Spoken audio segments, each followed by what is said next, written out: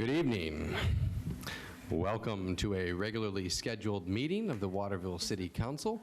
If anybody would like an agenda, they are, I believe, located just outside the door. Linda Cody, who's this young man next to you? My grandson, Peter Sack. Peter, would you mind standing to lead us in the pledge, sir? I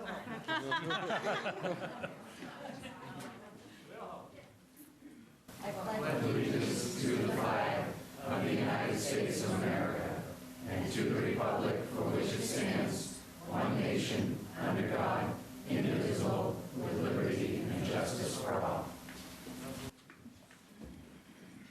Thanks for letting me put you on the spot there. It's only when we like you that we do that, you know. All right, first up, I have a proclamation to read.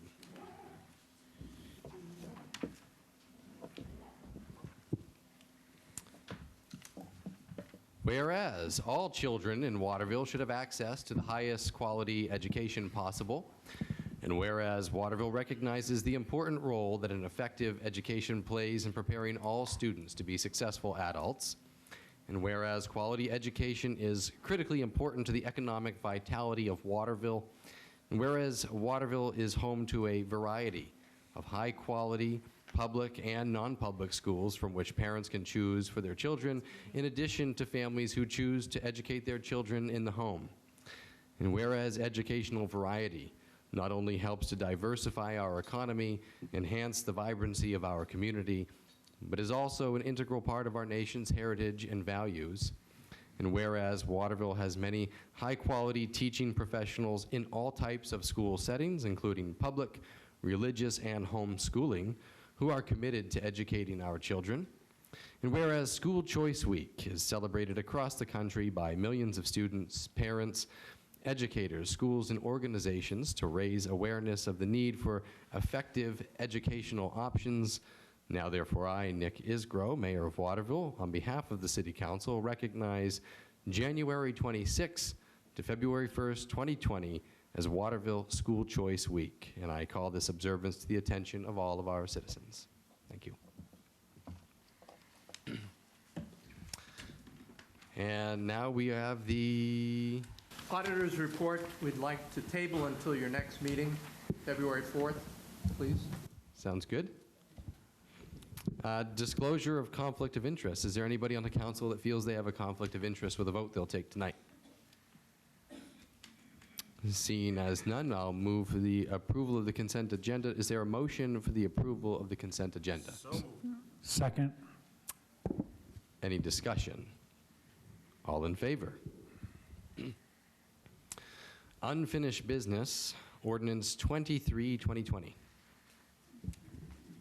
Move to read by title only. Second. All in favor? An ordinance providing for amendment to the zoning ordinance. Move to adopt. All, discussion? Yeah, I'd like to add an amendment to the zoning ordinance to keep it in, I'm not sure of the words, excuse the newbie in me, but add verbiage in there that would keep this to commercial only zoned unless it goes properly through planning board to get rezoned. As it sits, the way that I read this, we're in residential, rural, and airport industrial zones. I don't think anybody wants a solar farm next to their house. Mike, do you have some explanation as to why this? Yes. When the solar company, I think some of you met Bob Patton, he worked with us about the landfill site and also at the airport site. So his company had two proposed sites. What we found out in his proposal is that our zoning ordinance doesn't even list solar farms as a possible use.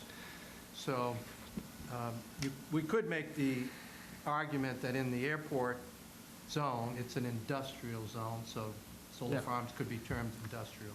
But the landfill, actually, I think, is in a rural residential, and any other place in the city outside of the compact area is rural residential. So this would just provide for solar installation as allowed uses. They'd still have to get a permit from the planning board and go through the whole site review thing about whether it's a good use for that site or not. So this just allows them to be considered. You know, it doesn't permit them to start developing without getting permits and everything else. Okay.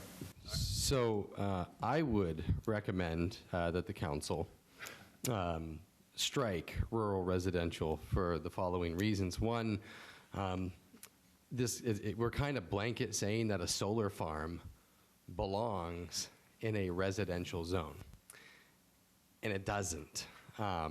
Imagine you're a landowner of rural residential, which, by the way, residential is the highest and best use for land in Waterville. We have a housing shortage. Every employer that comes here tells us that. If you want to put a solar farm, which could be 100 acres of solar panels that could turn into toxic waste after 20 years when they're not working anymore. Imagine you're the landowner next door, and now this is a blanket use that's allowed in there that completely devalues the residential land all around that solar farm. So I think we have a duty to the current residential landowners not to allow this use. And I think if somebody wants to put a solar farm in rural residential, they should have to go through the planning process to actually ask for a zoning change to make it line up with the use, because a solar farm is an industrial use, not a residential use. So I would ask that the council strike rural residential from this ordinance amendment. So, Before anyone offers Right. amendments, can we just have a little more discussion so we're sure about what we're going to offer as amendments? It'll just make the process a little smoother. If I can just clarify, there was no second, I don't believe, to All the, right, is I there a would just second? have him pull back his amendment for now until we talk about it, and then we Okay. can come to what the amendment should look like. Okay. Mike, did this go to the planning board at all, or was this just a recommendation from the administration? No, this went to the planning board. And this is what they recommended? Correct. And so are these the only two zones that they're saying we should allow a solar farm in? Right. Or, because if there's no language in the zoning ordinance about solar farms, so right now, solar farms are not allowed in any zone in the city. That's right.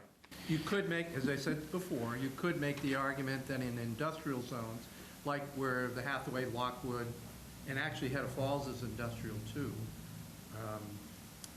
you could make the argument it's a permitted use there because it's an industrial type facility. But in our ordinance, solar farms are not mentioned anywhere. So if someone came in to propose a solar farm on the Webb Road out where the former Wyandotte Mill was, a lot of open acreage there, they couldn't do it. I mean, I tend to agree with the mayor, not necessarily that these things don't belong in a rural residential zone, but that it should be a case-by-case discussion rather than a blanket decision that says they can go in every place that's currently zoned rural residential. I think each lot should be discussed and then rezoned if need be. It could always be a contract zone. I don't see any issue with allowing it in the airport industrial zone. That seems to make sense. I guess I would, if anyone has any comments before we get to offering an amendment. no, that's kind of where I was going with that, is that, half of my ward is rural residential out there, and I'm pretty sure that none of them are going to want to wake up in the morning, grab their cup of coffee, go out on their deck, and stare at a solar farm. So, hence my reasoning, so. At the very least, it should be discussed. In a different process, yeah. And it seems the zone should match the use, which would bring about the zone change case by case rather than say it belongs in a residential. So amend to, go ahead. Well, is this something that we should send back to the planning board and then have them flesh it out a little bit more? I'm sorry, Claude, could, Is this something we should send back to the planning board and get some rationale behind it? it wouldn't be a bad idea to have them talk about it with some of these concerns in mind. Are there any pending projects that need this changed in order for them to move forward? Like if we send this back to the planning board, are we going to slow down a solar farm that's about to be built? I don't know of any, no. No. Maybe that's the best thing to do. Yeah, so that would be a motion to what, table until the planning board has a chance to, It would probably be good for us to understand a lot better. well, and I think just And them have a map. hearing our concerns now they can look at it from the little bit different perspective, and they might say, oh, that makes sense. Let's get better prepared for your next meeting. Let's We'll move. have a map to look at, and then you can all understand, well, where are the industrial zones? How many are there? Is there any room left? Right. So does that need to be tabled as a motion, or Yeah, I make a motion to table to the next meeting. Postpone until February 4th. I'll second that? Well, right, but so what's the procedure, though, if we want to have the planning board have a discussion about it? Do we need to make, should we rather make a motion to send this back to the planning board rather than tabling it? Thank you. I mean, it would be good to at least give them the chance to comment on it before it comes back to you, since they already did review it once. Absolutely. Give them that chance, and I'm not sure when they're meeting again. And so, I mean, Bill's not here, so we can't get in too much trouble, but, so procedurally, if we just make a motion to table this indefinitely until the planning board comes up with better, clearer recommendations. Right. So I guess I would make that motion that we table it until the planning board, and send it back to the planning board, and then the council will take it up again once the planning board has made a recommendation. Fair enough. Okay. Second. Any discussion? All in favor? And Patty, we didn't need to do a roll call, right? Because they're, No, so my understanding is we've done the first reading, you're sending it back to the planning board for their review and recommendation, and then it'll come back for second reading. Is that correct? yeah, thank you. Thank you. Next is ordinance 24, 2020. Move to read by title only. All in favor? An ordinance providing for amendment to licenses and permits ordinance to add a reference to marijuana ordinance. Move to adopt. Hang on.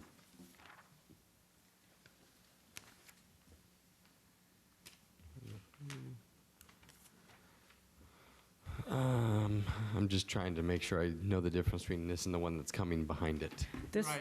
I right. mean, the order probably best should have been reversed. In other words, the next item come before this one, because if you don't approve the next item, then this is kind of irrelevant. Could I get a motion to take these out of order and to place ordinance 25 before ordinance 24? So moved. And second. Any discussion? All in favor? Okay. Ordinance 25, 2020. An ordinance providing for amendment to marijuana ordinance being enacted by the City Council of the City of Waterville, acting as municipal officers as follows, that the marijuana ordinance be amended to clarify that the city clerk administers the licensing of all marijuana facilities, that license fees are collected at the time of application, that the license fees are refunded if the license is not granted, and specifies that annual license fees apply to medical marijuana cultivation facilities. Move to adopt. Second. Dan, the state law on this is obviously, as we've had a lot of discussion over the past week, very, very, very complicated when it comes to the medical marijuana side.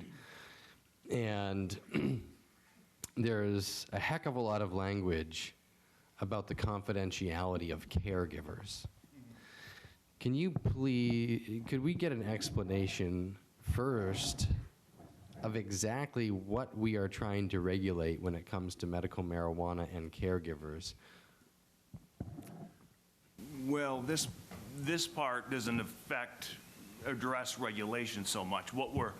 What this is proposing to do is effectively our existing ordinance excludes specifically cultivation, commercial cultivation in general, from the licensing requirements that the city has, meaning medical stores require licensing and associated fees. medical testing, manufacturing, everything other than cultivation. What this does is essentially brings us more in line with what other municipalities are already doing.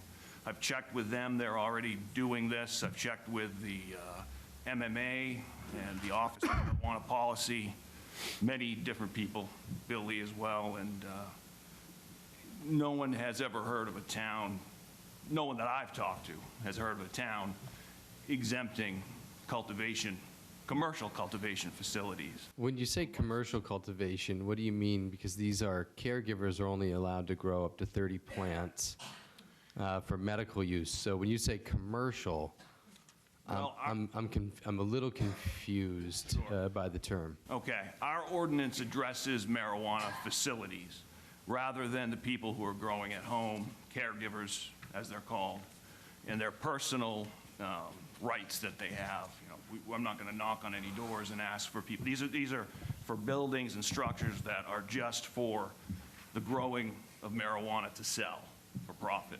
They're just going to be used for medical purposes rather than adult use or recreational purposes. Does that make sense? Mayor, if I, Bill Lee asked that an amendment be offered to clarify, which is, I passed out to everyone, but basically it's adding a line in the ordinance that says a person who cultivates marijuana for that person's own use does not need a license from the city. I think that he felt that that would clarify what some of the questions were. But the person who owns the building is often probably not going to be the person cultivating marijuana. How do you propose that you're going to know who's cultivating marijuana? I mean, you're charging a building owner for a building where other people are growing. We would charge the license holder, the person that's doing the growing, that's growing the product, selling the product. But necessarily, that's a caregiver, correct? So you're expecting caregivers to self-identify? Not, yes, well, yes, we're expecting the commercial people to come forward, not an in-home caregiver or something like that. This is just specifically for marijuana facilities. That's all our ordinance addresses. Do you feel that your office is prepared with all of the other things that you have to deal with the new recreational that's going to be coming in, the adult use, to add this to your plate, that you're going to be able to regulate this? Oh, yeah. I mean, this is just a licensing fee. That's all it is. It doesn't mean I'm going to go in and inspect plants or anything like that. I'm not looking at product, nothing like that. I just need to verify the size, the square footage, essentially, and make sure if they're adding to the existing, then there's electrical requirements. I do have to do an inspection for the electrical work that's done, as I would with any type of facility that's doing, making electrical modifications. So there's no additional inspections or anything like that for this. I know. All right, hey, Jennifer, everybody wants to hear from you. Come on up. Thank you for being here. Thank you. Hi, I'm Jennifer Bergeron. I do have some handouts. I don't know if I should. Sure, yeah, come on right up. Okay. Yeah.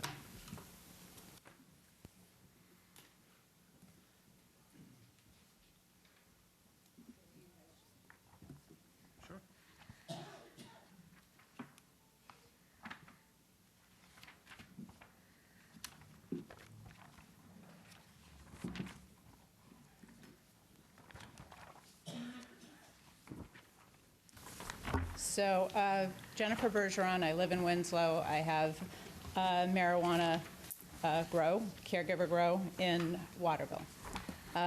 So I have a few issues with this. One that I've been told is a losing battle. So I personally do not feel that the towns have the legal right to put a fee on caregivers. So I will just say that that is right now confusing.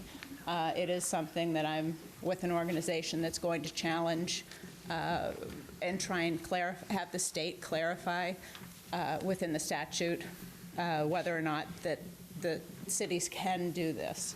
I've spoken to people who are on the DHHS committee, and they said they did not feel that this was something they authorized. But of course, that was voted on a long time ago, and they said they'd really have to look back into it. But Deb Sanderson had told me, no, she didn't think that was something that was authorized. And Eric Brakey also said he didn't believe that was something they had authorized. So they were both very prominent on that committee. But it is conflicting. So I've got that as a handout. It does say a municipality may regulate caregivers. So that's in there. But as far as municipal authorization needed, it says, so a municipality may not authorize caregiver retail stores, registered dispensaries, marijuana testing facilities, and manufacturing facilities that are not operating in the effective date. And basically it's saying that a municipality can't have these things unless they voted to adopt or amend an ordinance or approve a warrant article allowing. And the things they mention are caregiver retail stores, registered dispensaries, marijuana testing facilities, or manufacturing facilities. They don't mention caregivers. I don't think they're stupid people. I don't think they would forget that. So, but we're hearing other towns are doing it. Okay, so other towns are doing it. But do you understand the program enough to actually implement? Because Section 12 in the law talks about confidentiality, and this is in the statute, that applications are confidential. So nobody's supposed to know. If I'm a caregiver and I'm growing, no one's supposed to know where I am. There's no term in the law of a caregiver that is I can't remember the term you even used in your ordinance, but sorry, it's like a commercial grow facility. There's no term like that in the law. So how are you differentiating? You're saying, okay, it's a freestanding building. But what about caregivers that don't grow? What about caregivers that grow, but they're in their garage? What about, that's still a facility. There is no commercial caregiver. They're all medical. They're all given the right to grow, and you're able to recoup your expenses. They call it a sales tax. The state is very, it does one thing and then it contradicts itself a lot in statute and the rules, because we charge a sales tax, but they're calling it a service. So they're not saying that we are selling a product, they're saying we're recouping our expenses.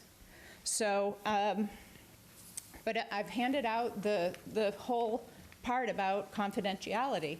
You're not allowed, so let's say Dan calls up and says, hey, I think something's going on in this building.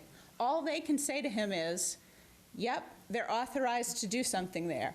They can't tell him who it is. They can't say how many plants they're authorized to grow. They can't, there's a limited amount of information he can get. So let's say he knows there's growing in that building. He doesn't know, are there 5 caregivers in there? Is there 1 caregiver? Are they growing 30 plants? Are they growing 6 plants? He's not authorized to know that. So I don't know how you're going to enforce that this is, because it's a freestanding building, that this is all of a sudden you have knowledge of what's going on in that building. So I think it's a slippery slope there. And there's, even in this, the department can fine a person. So look at K.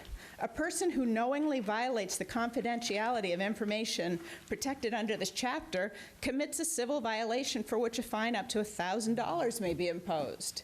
So let's say they do tell Dan, Dan, you know what, Jennifer's growing in that building, and he comes and says, hey, I hear you're growing in that building. That's a $1,000 fine. They can't tell him that. They can just say that building has an authorized use, a caregiver is in there, they are authorized to grow. So I think you're going to have a problem with people voluntarily saying, yep, you know, here, come and take a fee. The fee is a flat fee. It's the way it's written in this ordinance, it's written as though the caregivers have a tier system. Caregivers do not have that system. So you're also saying if somebody grows in a garage that's not attached to the building, all of a sudden that's a caregiver facility, apparently now some term that the state doesn't even use, and you're saying, I'm going to put a $500 fee, I think that's what you have it, as the lowest tier 1. But you don't know if they're growing the full 30 plants. They could be growing only 6. They could be growing 12. So you're putting a $500 fee just haphazardly. So the last thing I handed out is also that fees for licenses or permits, it says, unless otherwise provided by law, any fee established by a municipality for any license or permit under this subpart must reasonably reflect the municipality's cost associated with the license or permit. Dan just said, yeah, I don't have to really do anything. So where's the cost? So anyway, that is what I had to say. I see a lot of people reading, so. Okay, Give the sorry. council, no, I'm going to give the council a second to formulate any questions. Mike?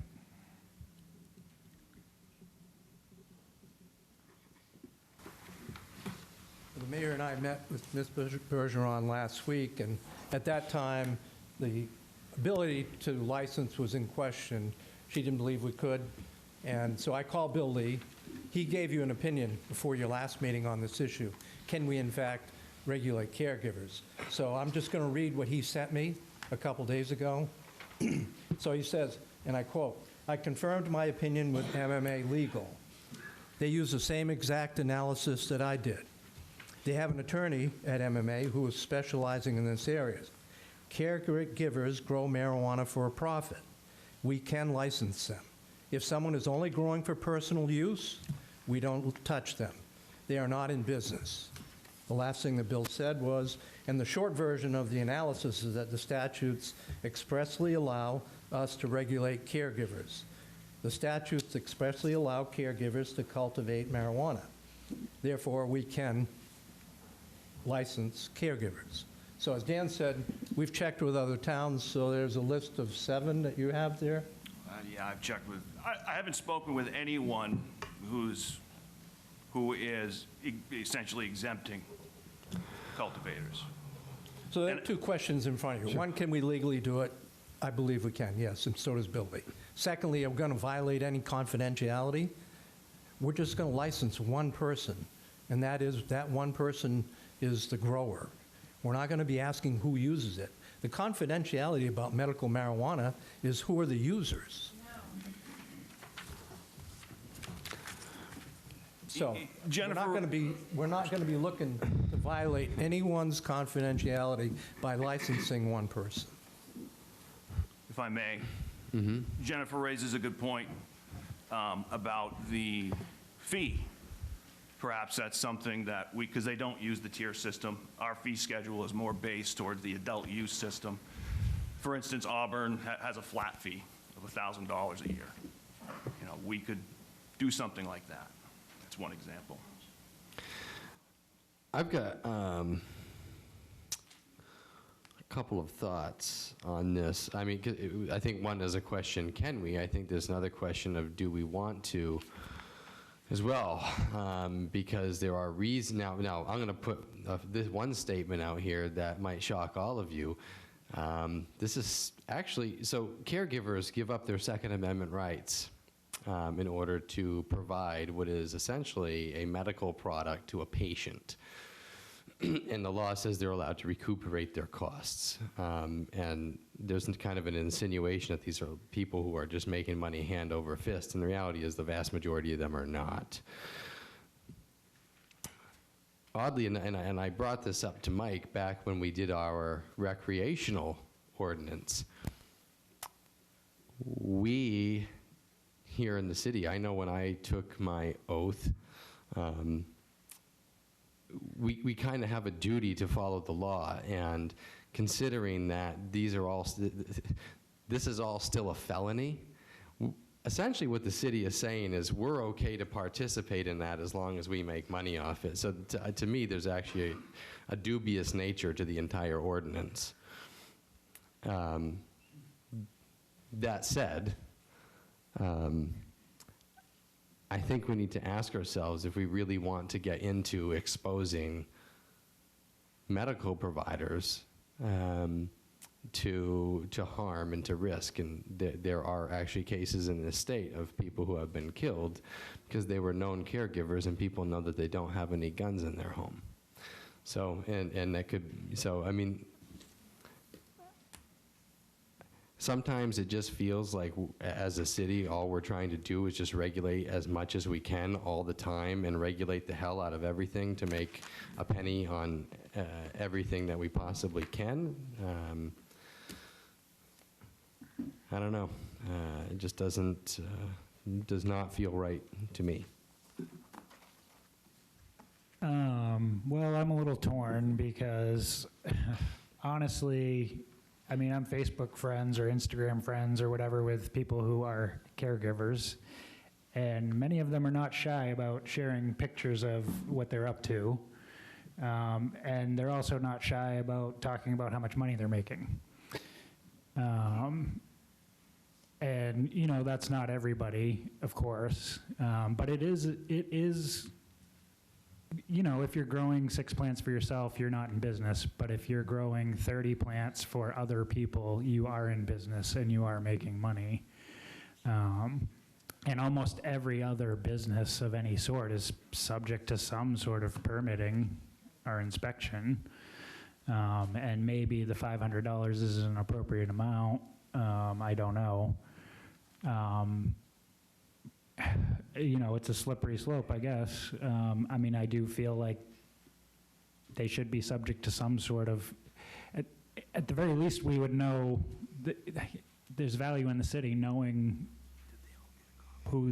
where this stuff is going on, especially if you're talking about where they're growing up to the limit. I just don't know how we're going to know that since we can't ask. Well, I mean, we should be, anyone who does this should be getting building and electrical permits, Sure. and that's when I would find out. So, I will mention that our current ordinance is charging a fee for medical retail establishments. So it seems to me like if you're gonna take it out of one, you gotta, if it's a confidentiality thing, they're also caregivers, Yeah, but they're self-identifying by giving themselves a storefront. okay?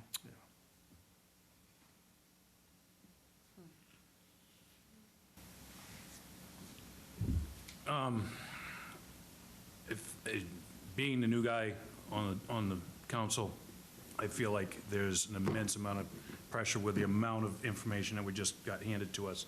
I'd like to table it till the next council so we can not knee-jerk this and make the right decision. I'll second that. All in favor? A question? Yes. Is there any urgency to this? No. Thank you.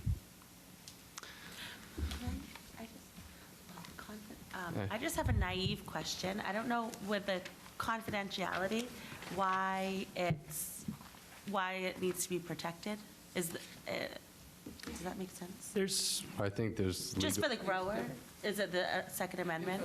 I think it's for an individual that truly needs the product as a result of sickness or Yeah. other reasons, and has a medically established reason for it. That person should be able to have it without, Just for themselves? yeah.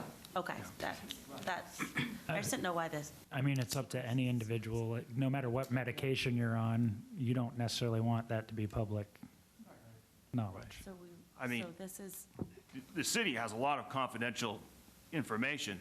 Just because they get a license doesn't mean I'm going to put a sign out in front of their building and say there's marijuana in here, you know? right, I okay. mean, I wouldn't give those licenses up, but.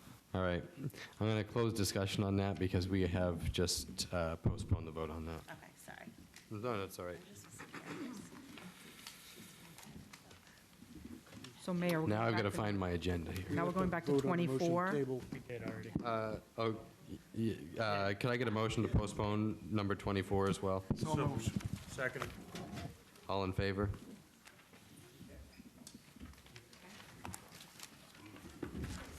So with the, so we're trying to vote for one person growing for themselves. Okay, we're moving on to new business. I have Resolution 27, 2020. Read by title only. Second. All in favor? A resolution providing for a waiver of foreclosure of municipal tax liens. Move to adopt. Michael? I'm going to ask Mrs. Cody to tell me. Linda Cody is our tax collector. So this is an action, oh, you got to come up. Come on. This is an action. This is what he's been waiting for all night. That we've done for many years now, because at this point in the year, we're 1 month away from foreclosure, which is February 14th. And so what we do our best to do is to let you folks know if there are properties out there that really the city shouldn't foreclose on, we waive our foreclosure rights, because there might be real liabilities with acquiring something that we don't want. Something has a lot of environmental costs. In this case, what we're talking about is, how many mobile homes? 10. 10 mobile homes. All of these are in mobile home parks. So they may, some of those 10 people, 10 owners, by February 14th, they may pay up. But if they don't, we don't want to, I don't think, we want to come to own mobile homes in a park, because all of a sudden now, we might own the structure, we don't own the land that's underneath it. So there's a lot rent that has to be paid monthly, and there's the whole question about, well, how do we move the mobile home if we want to move it out? Some have a very, very little value. So I think for those that have been on the council for a while, you know we've done this now for 5, 6 years. Every year I've been here. Every year you've been here, because it's just not, it's not certainly a good investment for the city to own a lot, mobile home, oftentimes very much older mobile homes, fixed on a lot in a mobile home park. Some have roofs, porches. You can't move them. You really cannot move them. And just to be clear, Mike, we're not forgiving the taxes, we're just saying we're not going to foreclose on it. And if, for example, they want to move it from one mobile home park to another, before they do that, they have to pay the taxes. That's right. They can't move it on their own without having to pay the taxes. That's in the law. In order for them to transport it, the transporter has to have proof that they paid.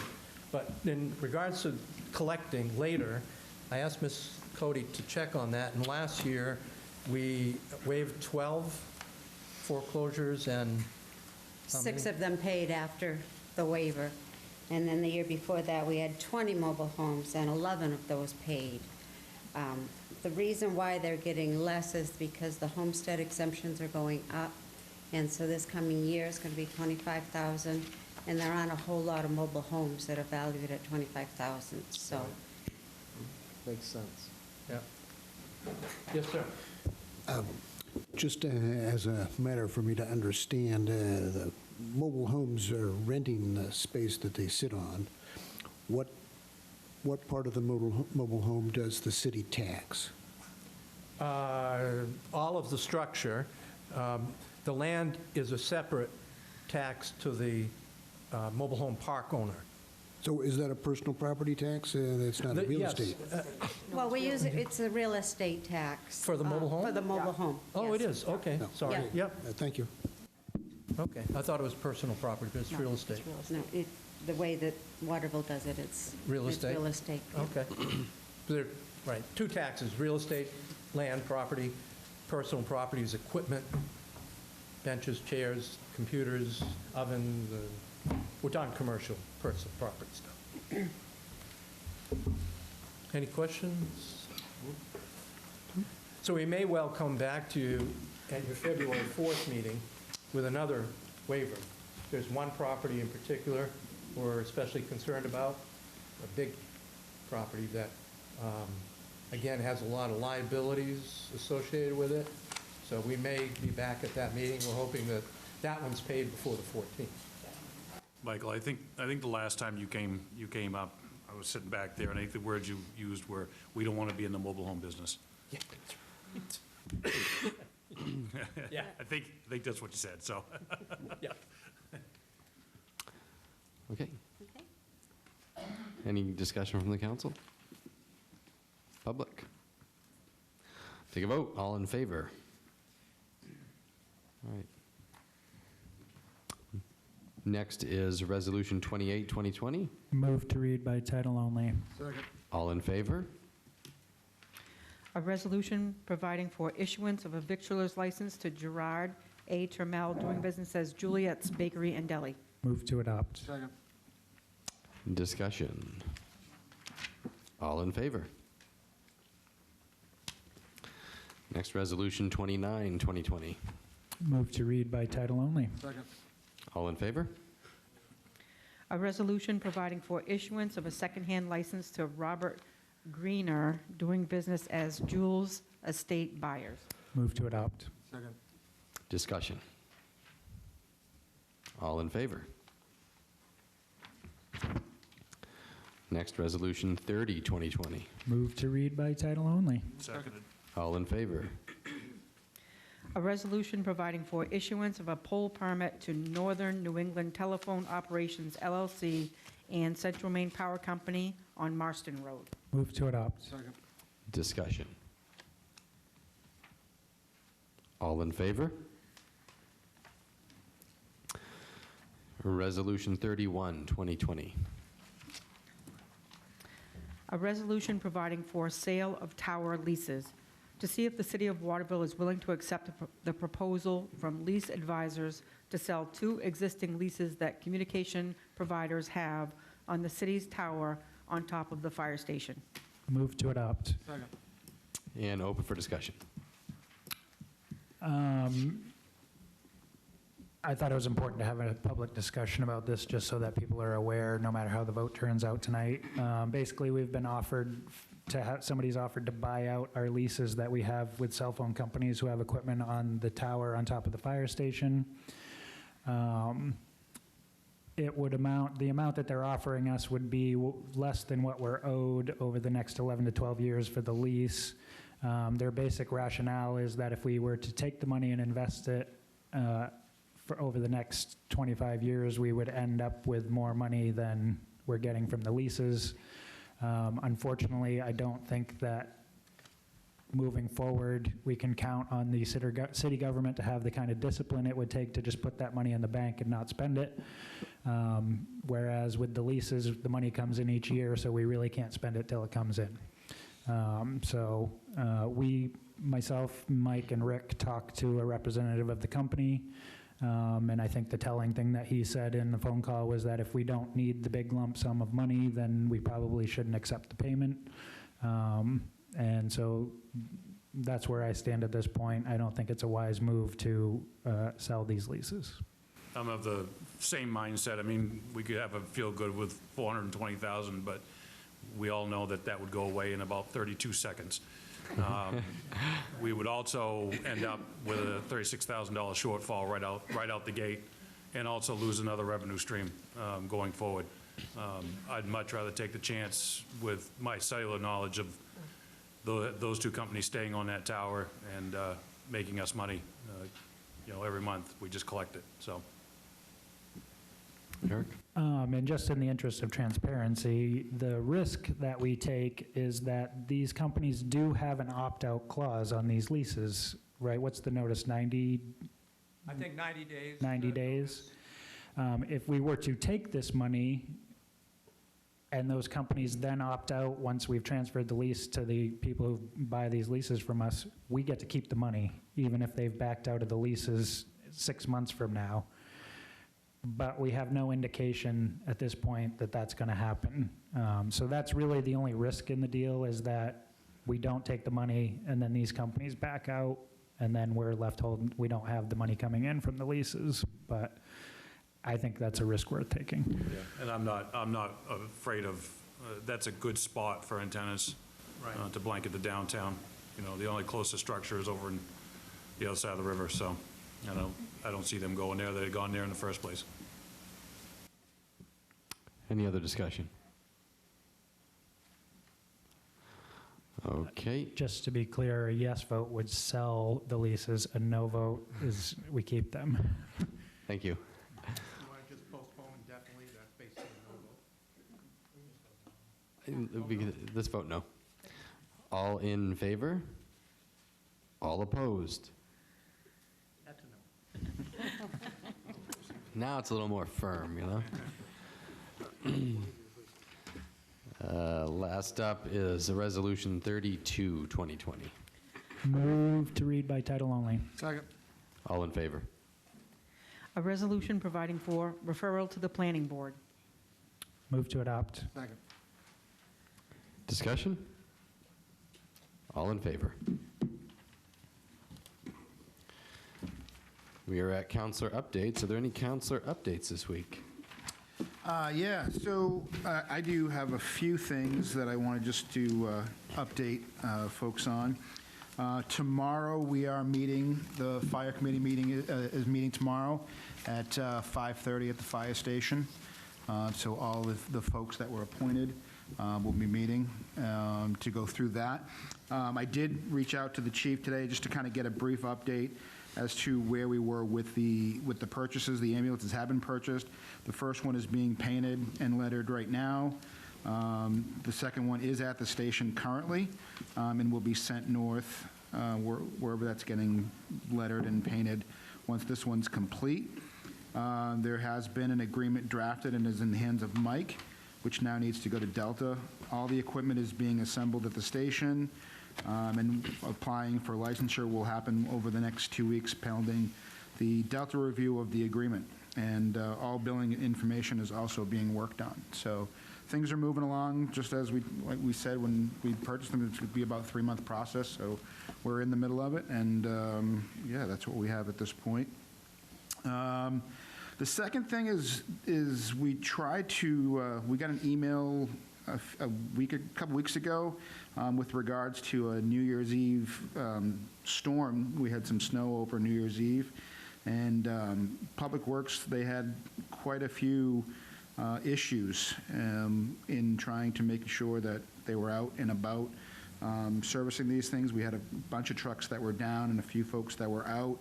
We had to call in some folks that don't typically do this type of things, and we had to borrow trucks from Parks and Rec to ensure that, you know, we could meet the needs of the city, and that's what happened. And we tried to get these folks down here tonight, and with the storms that we had over the weekend, and just another night, you know what I mean, was just to be, you know, recognized for the work that they do, you know, just another night away. Well, I mean, again, while we were all out doing whatever we were doing on New Year's Eve, you know, this group was collectively trying to figure out and solve how to, you know, get these things, you know, things taken care of, and they did a really good job. Yeah, so we're going to them. I think on Friday, Mike, I believe it was Friday noon?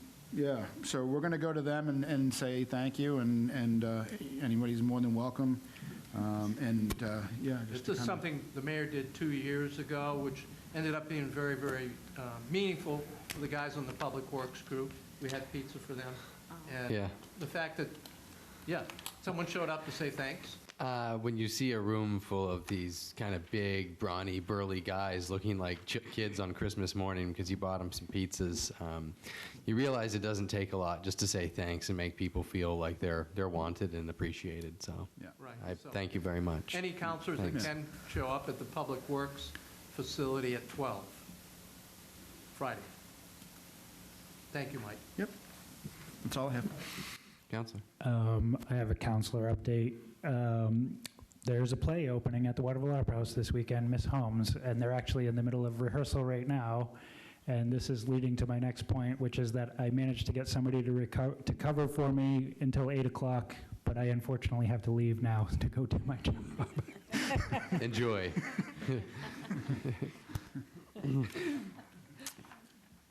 Have a good evening, Counselor. We got it in just under the wire. All right. Any other counselor updates? All right, next is community notes. Community notes is a time if anybody has something they'd like to speak about that was not on the agenda tonight.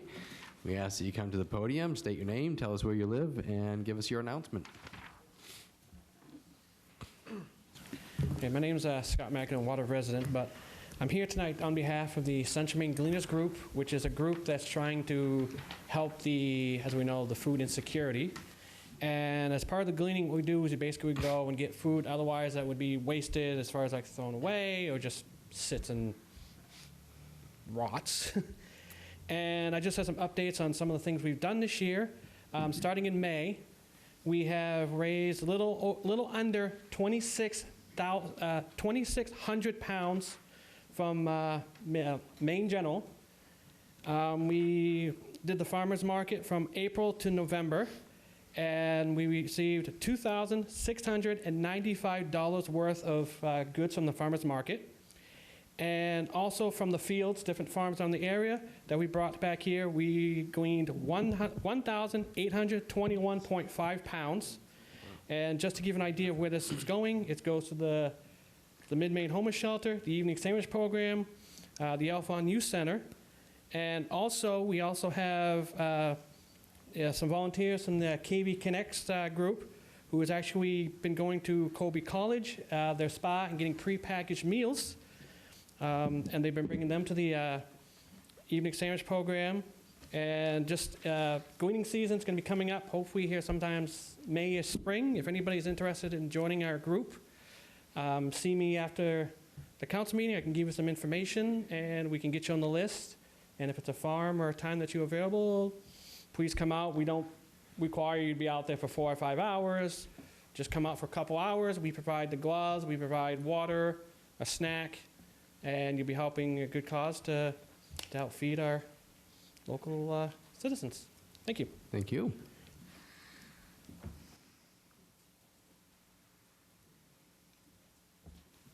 Hi, everybody. My name is Linda Warner, and I live in Belgrade, but I work at the Yard Goods Center in the backyard here. I'm a clerk Tuesday and Thursday on the tea days, and I teach on Friday. Friday's our problem. I know we missed a couple of meetings when you spoke about parking, and unfortunately, the result that of having the passes for people with handicap stickers doesn't address our problem at all. I have had 2 of my students in the last 3 weeks get parking tickets in an empty parking lot. One was one of my students who comes to knitting because she lost her husband. She had to be coerced to come to knitting class, but she comes happily today. Interestingly, she got a parking ticket at a little after 12 o'clock, 12:15. She moved her car at 11:30, got up from class and left and moved her car and still got a parking ticket. I don't think that should happen. That shouldn't happen. The second person who got a ticket is another one of my knitters who used to drive up here from Old Orchard Beach. She's getting older. She's now moved in with her daughter. She lives in China. And she comes to class. She's having some troubles with memory. And she comes to class for socialization. My class is as much a therapy session for some of these women as it is a fun event. And I wish I could have you all come over and see what happens in our class. I have class members who are knitting for the Australian animals for the Aussie Fire. I have people who knit for the homeless. I have people who knit for the Home for Little Wanderers. These people are generous, kind people, but they want to come to knitting class, and it's a burden. They're doing it now, but they're getting up in the middle of class and moving their car, and then they come back. But I, again, would like to say to you, I think it encourages people who want to come downtown to Waterville and have breakfast and go to knitting class, or go to knitting class and then go to lunch, or go to lunch and then go to knitting class, and that's what happens on Friday afternoon at the Yard Goods Center. I have about 20 people on a regular basis who come to class on Friday. That's a lot of people. We can't move all their cars. And that's why I asked if we could please have some special dispensation. There's not another business that I'm aware of in the city of Waterville that has classes during the day when the parking is in effect, parking limit is in effect, except for us. So again, I'm going to ask you, please consider the people who come here, many of whom are taxpayers, and extend the parking to 3 hours or please give us passes for those folks who are in daytime classes so that they don't have to move their cars. Thank you. Thank you. And there's a couple issues. One, will you please check in with the city manager on the person who had moved their car and still got a ticket, because Yes. that shouldn't have happened. Second of all, as we've discussed many times, a lot of this is a result of a failure of our parking committee in a year's time to come up with a parking strategy. In over a year's time, Yeah. as I understand it, a year and a half. I had a conversation yesterday with Councilor Thomas, and I believe on our next agenda, you will see something coming up. Our plan is to ask the city council to disperse the current parking committee so we can reconstitute with a new group and give it some new life to get the job done. Well, I'd like to submit my name as someone who would be willing to do that as well. All right, ma'am, thank you. Thank you.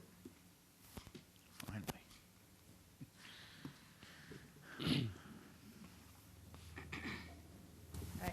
So Jennifer Bergeron, I live in Winslow.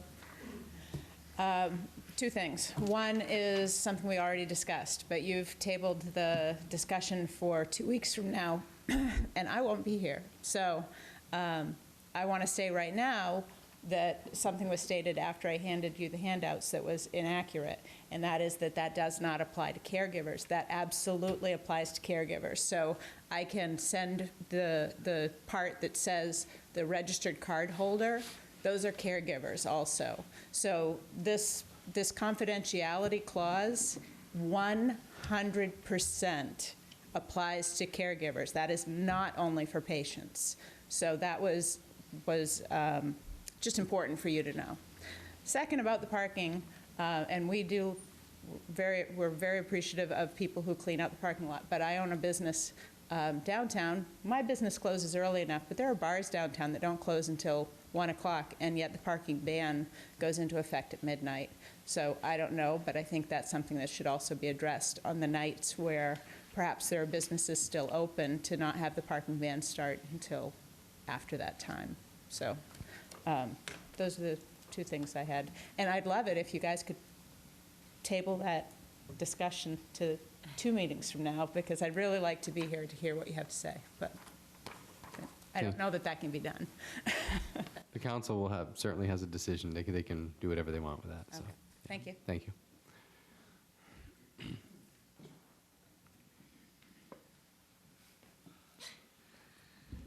Julian Payne, Ward 5. I'd just like to give a shout out to Eric Haley of our schools and the Waterville schools for paving and leading the way in esports.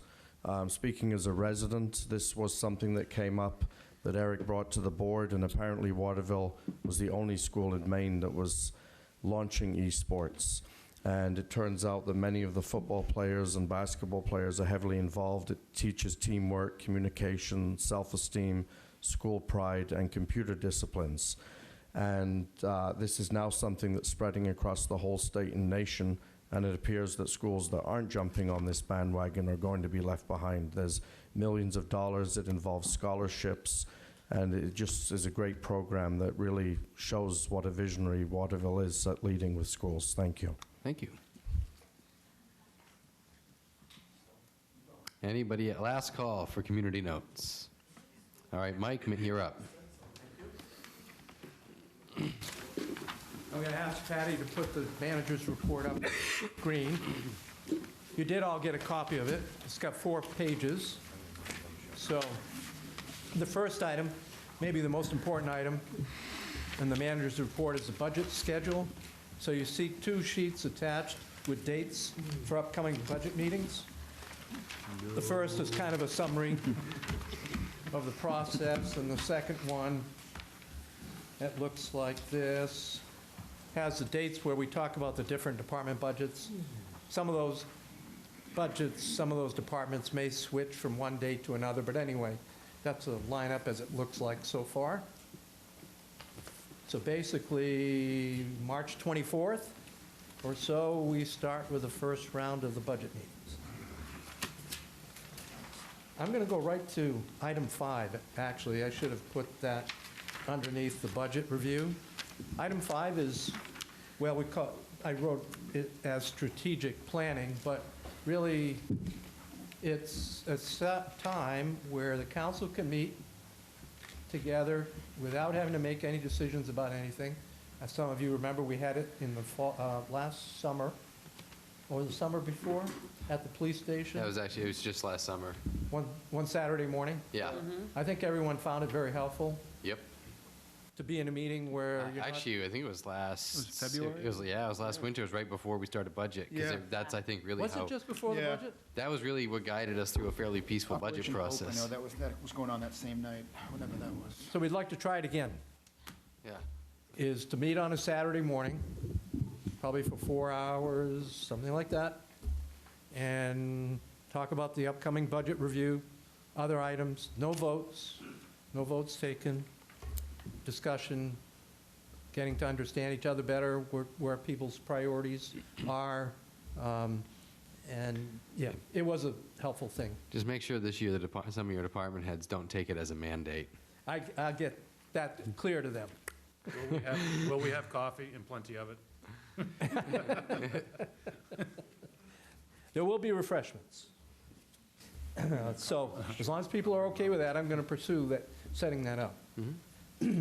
I just wanted, on item 2, the dispatch contracts, you know, we raised the rates very, very substantially on dispatch contracts. So I just want the council to know that the contracts that are going to go out to the 8 communities, most of them are going to be 3-year contracts. And so that amount that we gave them a few months ago, as the amount which in some cases tripled their dispatch costs, are going to be fixed through the term of the 3 years, with language in there to allow the city to raise the rate if we incur personnel increases, other increases that we can document. But essentially, the number we gave them is going to be a fixed amount through the 3-year term. Just wanted to make sure people understood that. Counselor Thomas said he knew it was that way with 3 years, but I wanted to make sure everyone understood that.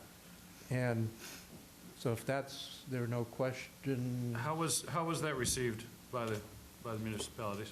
Well, not that well at the onset, but I think we were able to show them, and in fact, they proved it for themselves by going to Augusta to see, okay, can we get our dispatch through you? Yep. Oh, it's going to be as much as Waterville's charging us? So they found out that really we had been very, very lax down through the years in charging an appropriate fee. Okay. I remember Albion being on the list of people that were looking. Did they sign on? Yep. Okay. As far as I know, the 8 that we serviced are all going to be signing on. Okay. Some of them did check out going somewhere else and found out that's what the cost is. Okay. Yep. Now, the IT contracts, I don't know how many, if all of you know, the city IT staff does IT work for Winslow, Fairfield, Clinton, Oakland.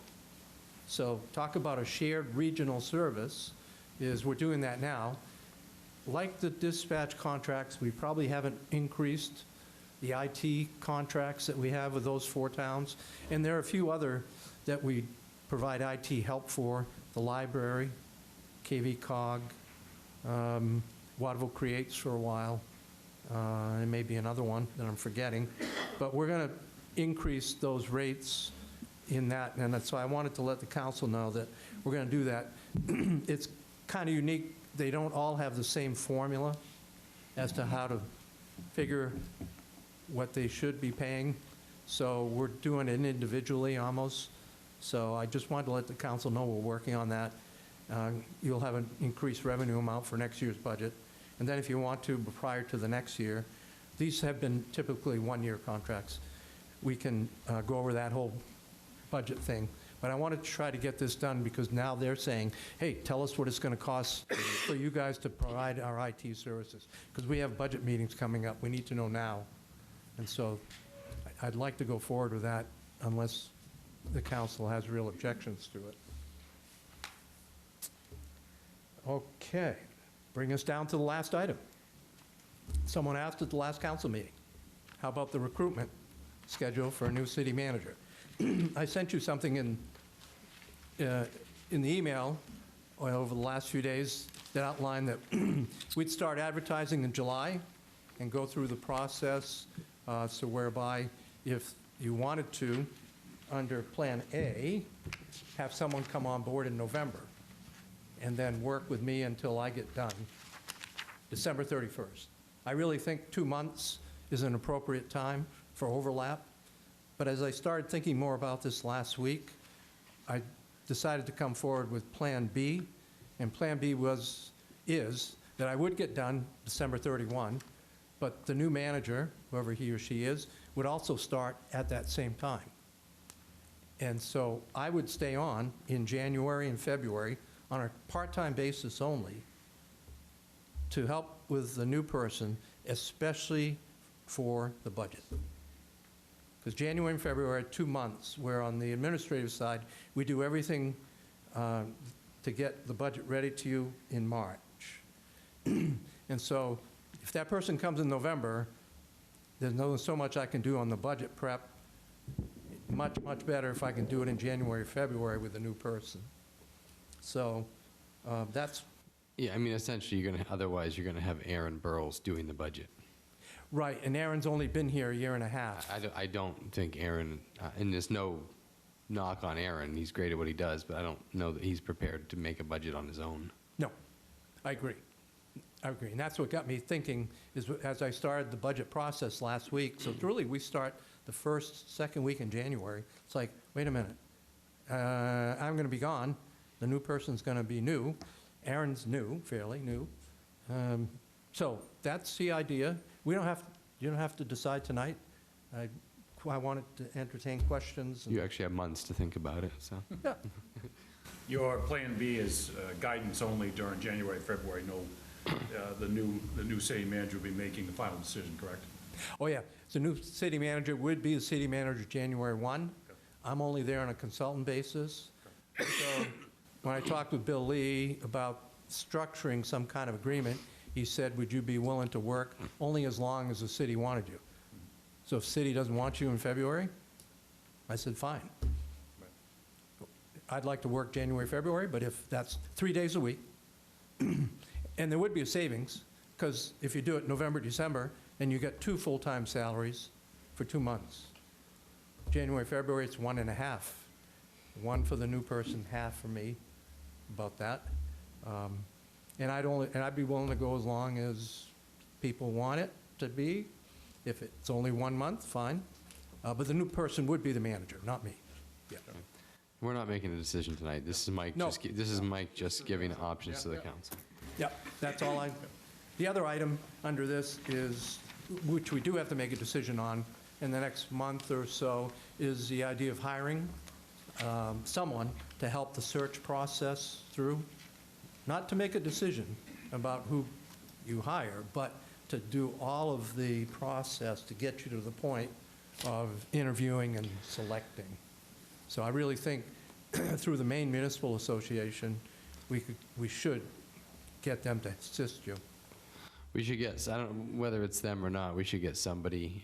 It's pretty standard practice for an executive role. If you're going to find the best talent, you have to hire someone who knows how to do that.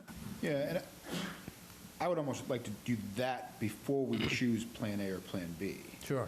Because, I mean, if Maine Municipal, I mean, I look on the website, see that there are other towns that have manager positions open now, and, you know, some of them have been out there for 2 or 3 months. If we start in July and we have a 3 or 4 month gap, now we're pushing this into the middle of the budget. Which you will. Let's find out, okay, great, when is the time? Because maybe the time is to apply tomorrow, to, you know, put the ad out tomorrow to start fielding these applicants and, you know, open it up for a period of time and collect the applicants. I don't know. But I think we should have that conversation with people that do it on a more frequent basis. And then at that point, take that guidance and say, well, if you want a, you know, city manager in here on this time and you want to provide this, then you need to start working now, or this is a more appropriate time. Yep. So. Yep. I'm sure Dave Barrett from the Maine Municipal Association would be willing to come and explain the process to what they do. They sent me a proposal today, too. So I have an estimated cost from them. If the council wants to find out what another company would charge, I can do that, too. I know the person running the other firm, that 2 or 3 maybe that do this. Mr. Payne, you have a question? I do have two quick questions for the council. Johnny, come up here. Sure. So technically, if the city manager was to be asked for that extension, that would be under management rehiring contract again, correct? The council would have to vote to rehire at that point? It would have to be, yeah, because it would have to be a special contract. Okay. Describing what specifically his roles and responsibilities would be. Okay, and the other question I've heard, technically, if a councillor, any councillor was to apply for the position of city manager, would they then be excluded from the search and vote process? Because you could actually be excluding good councillors, good candidates for city manager because you'd applied for that position. So I'm looking for some clarification from Bill Lee that if, like, say, Claude applied, would he still be able to vote and be involved in the search at that point? It certainly seems like that would set up a conflict of interest. But in Waterville, I've also seen that conflict of interest is ambiguous, so I think some clarification ahead of time would be good. Yeah, I think that would certainly be a question for Bill Lee. Okay, thank you. Yep. Good question. All right, can I get a motion to adjourn? Motion to adjourn. Second.